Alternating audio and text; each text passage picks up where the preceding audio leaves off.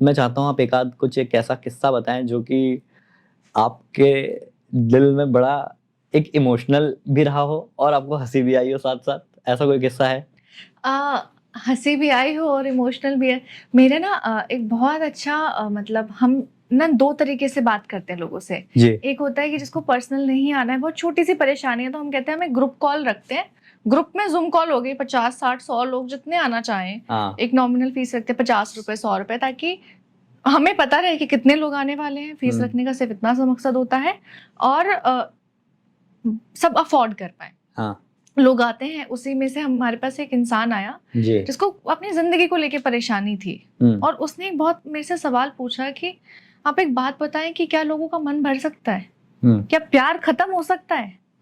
अब ये एक ऐसा सवाल था जिसके लिए अब मैं प्यार में हूं, तो मुझे पता है प्यार कभी खत्म नहीं होता है। हाँ। लेकिन अगर कोई ऐसा रिश्ता है जहां पे आप ये सोच रहे हो कि दूसरा आदमी में से प्यार करता है, और वो एक दिन अचानक से उठ के बोलता है कि अब खत्म हो गया है, अब मेरे अंदर वो फीलिंग्स नहीं बची हैं, तो हाउ इज इट पॉसिबल? ये ऑन ऑफ का बटन तो होता ही नहीं है प्यार के अंदर। बिल्कुल। तो मैं सोच में पड़ गई, मैंने कहा एक काम करते हैं, हम आपसे अकेले में बात करेंगे। उस दिन मैंने पहली बार किसी को बोला, पहली बार, कि मैं तुमसे पर्सनली बात करना चाहती हूँ, क्योंकि इस सवाल का ओरिजिन क्या है मुझे वो जानना था, कि प्यार कैसे खत्म हो सकता है।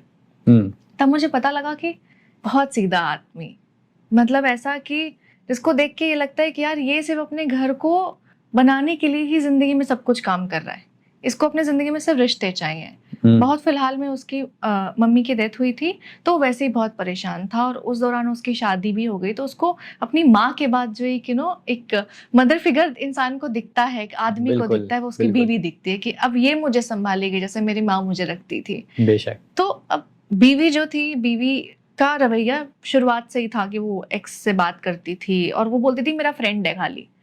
तो सबसे पहले तो मुझे ये समझ नहीं आता कि आपके एक्स फ्रेंड जोन भी क्यों हो रहे हैं, आपको उनकी जिंदगी, आपको अपनी जिंदगी में उनकी जरूरत ही क्या है? दोस्त बनाना भी क्यों है? अगर रिश्ता खत्म करा है तो प्रॉपर खत्म करके टाटा बाय बाय करो। सेल्फ रिस्पेक्ट नहीं है क्या? ये सेमी फिनिश का कॉन्सेप्ट तो नहीं समझ में आता। क्या है कि अभी तक मैं तुम्हारे साथ लवी डबी बेड फिजिकल सब चीजें बात कर रही हूँ, अचानक से ओ अब हम सिर्फ दोस्त हैं। जैसे वो दोस्त समझेगा, वो सिर्फ दोस्त समझेगा, तुम तो दोस्त ही हो, चलो हम लोग सिर्फ कॉफी पीने चलते हैं। ऐसा क्या है? ये कैसे पॉसिबल है? कैसे पॉसिबल? स्विच उस किसी के भी मन में स्विच कैसे लगा है? वही तो इंसान की जात है ना।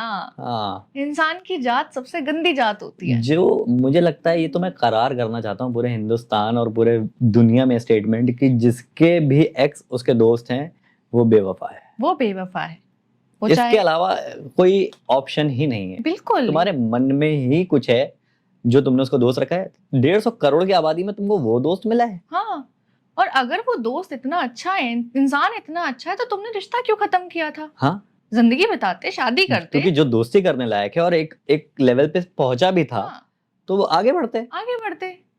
तुमने मतलब ये है कि ओ मैं तुम्हारा कत्ल भी करूंगी लेकिन तुम्हें जिंदा भी छोड़ूंगी। ये क्या बात है?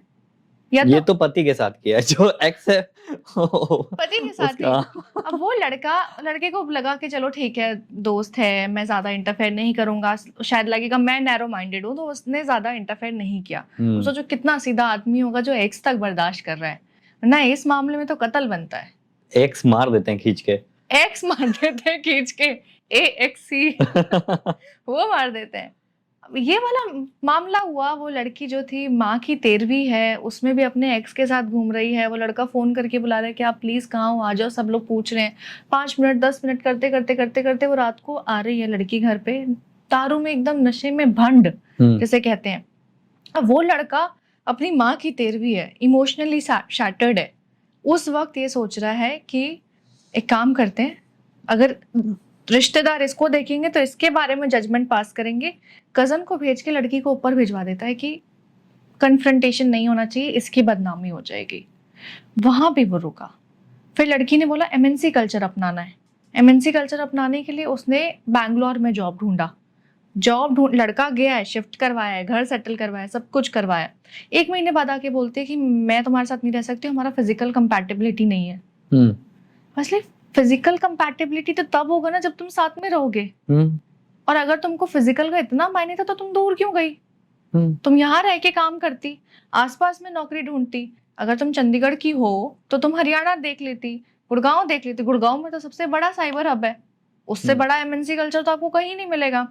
सही बात है। इजी होता है उस बच्चे के लिए, उस आदमी के लिए टू एंड फ्रो करना। हम्म, एक रिश्ते में आपका दोस्त होना सबसे पहले बहुत जरूरी है, बहुत जरूरी है। क्योंकि आप दोनों अगर दोस्त हो ना तो आप दोनों एक दूसरे की परेशानी समझ पाओगे, एक बिल्कुल। दूसरे की उदासी समझ पाओगे, एक दूसरे की खुशियां सपने सब समझ पाओगे। बिल्कुल, ये मेरे केस में मैं बड़ा खुशनसीब हूँ उस मामले में कि मेरी वाइफ ने मुझसे बड़ी अच्छी बात कही। मैं जैसे कभी कभी तैयार होकर ऑफिस जाता हूँ तो बड़ा कमरा मैसअप कर देता हूँ, जो हर मर्द कर देता है। कमरे मैसअप करना हमारी फितरत होती है, हक है। तो मैं ही बड़े अफसोस में बोला, मैंने कहा कि यार मुझे माफ कर दो यार, मैं कमरा तुम्हारे लिए बताओ, मैं जल्दबाजी में भागता हूँ और तुम्हें जो है बटोरना पड़ता है, समेटना पड़ता है।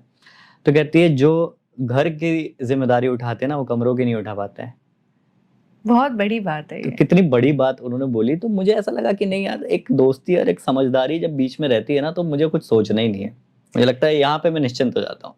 ये बिल्कुल। जितने भी हमारे दर्शक देख रहे हैं और जो कपल्स हैं उनको लगता है कि मतलब यहाँ पे जब अंडरस्टैंडिंग लेवल दिखता है ना कि उससे ऊपर कुछ है ही नहीं, बिल्कुल नहीं है। रिस्पेक्ट है, अंडरस्टैंडिंग है, तो मुझे लगता है सारी चीजें सॉल्व है। एक रिश्ते की बुनियाद ही है ये। आपको पता लग जाएगा रिश्ता सही है या गलत अगर उसमें समझ है, इज्जत है, दोस्ती है और मुस्कान है।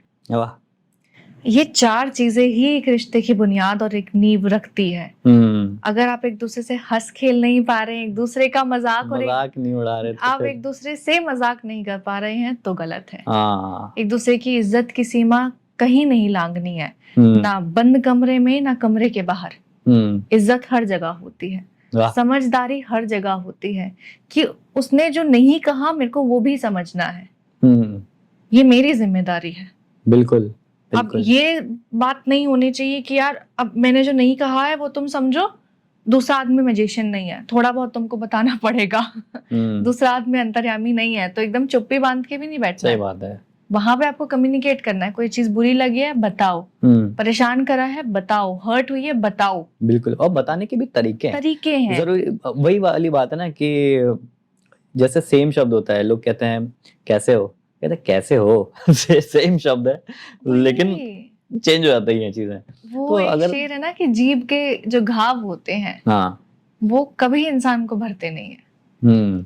आप किसी भी आप तेज धारी का एक घाव इंसान के शरीर पर दे दो, शरीर भर लेगा। लेकिन आपकी जीभ से अगर कोई बात निकली है और वो दूसरे इंसान को अगर चोट पहुंचाई है तो वो जिंदगी भर रहेगी, आप उसको कभी ठीक नहीं कर सकते हो।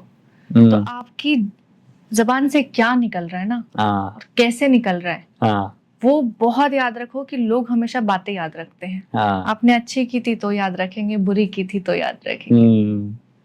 बिल्कुल बिल्कुल।